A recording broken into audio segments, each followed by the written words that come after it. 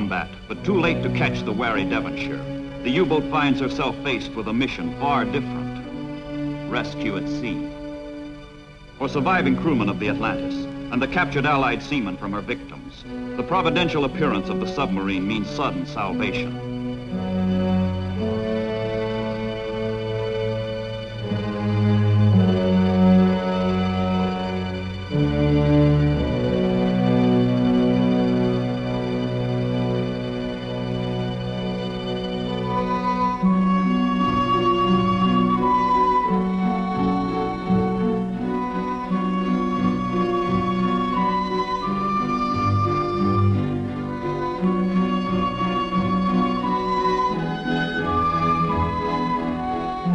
Lifeboats in tow, the submarine heads toward a rendezvous with the supply ship, which will take the survivors ashore.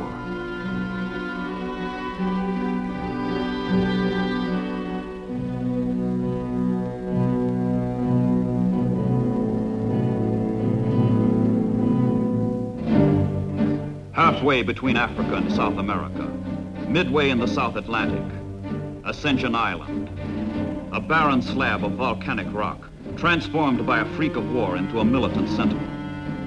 American engineers transformed this isolated English possession into a hornet's nest for the enemy, a haven for friends.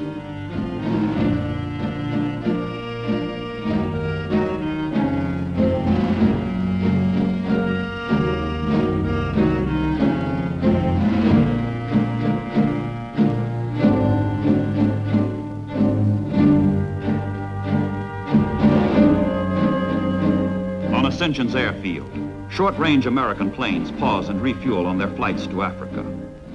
And from Ascension, patrol planes wing out in both directions, where the bulge of Africa and the bulge of Brazil squeeze the ocean together into the South Atlantic Narrows.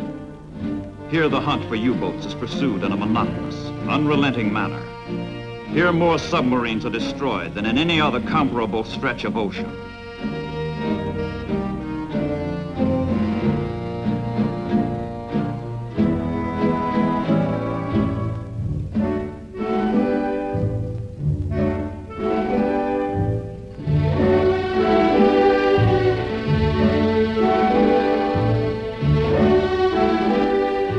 There is a saying, Deus é brasileiro, God is a Brazilian, because he has favored the land so lavishly. In August of 1942, Brazil joins the Allies in fighting the aggression that imperils the two Americas alike.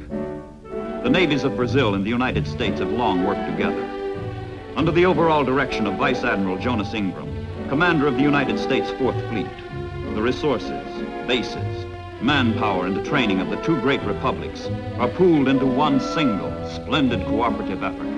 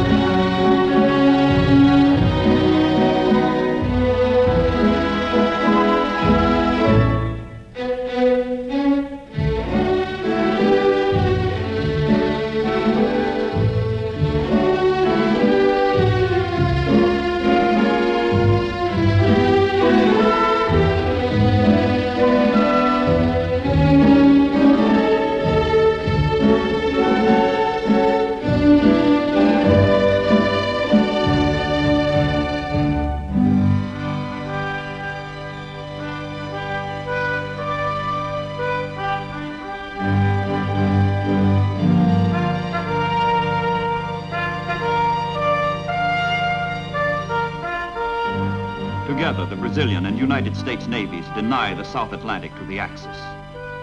The impact of sea power here is felt afar in the African desert, where 500 Sherman tanks convoyed safely through the Narrows turn the tide of battle at El Alamein.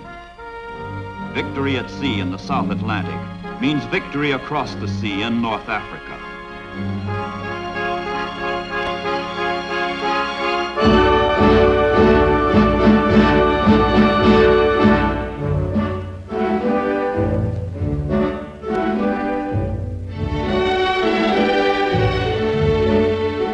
From bases like Natal, Cape San Roque, Recife, Fortaleza, Belém. Base is on the bulge of Brazil.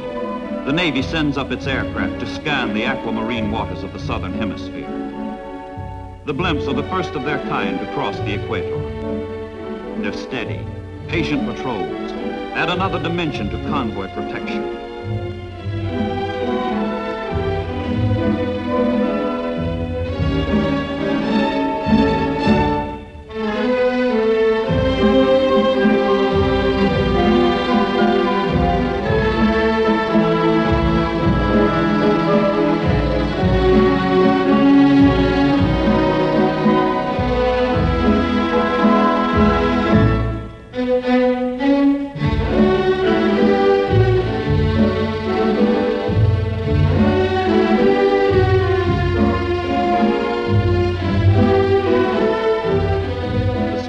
Brazil, the sea off Brazil, and the earth that is Brazil. Remote from any front, deep in the valley of the Amazon, Brazilians harvest the product without which wars cannot be won: rubber. Here in the far-off primeval forests, the first primitive steps are taken to shoe the wheels that one day will roll across Italy and France, and into Germany. North America is the arsenal of democracy, but South America pours out her wealth to keep the arsenal stocked.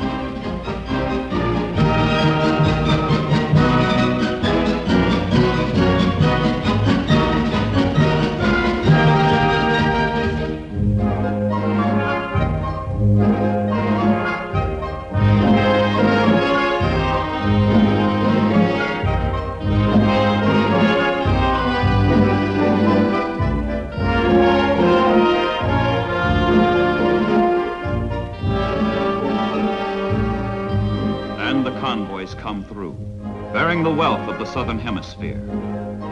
Refusing to pay 1 cent for tribute, but willing to spend millions for defense, the American republics have swept from the ocean highways of the South Atlantic their common foe. Spread wide across the sea, guarded by the might of nations which can fight side by side because they have learned to live side by side, the ships stream toward their goal: Allied victory.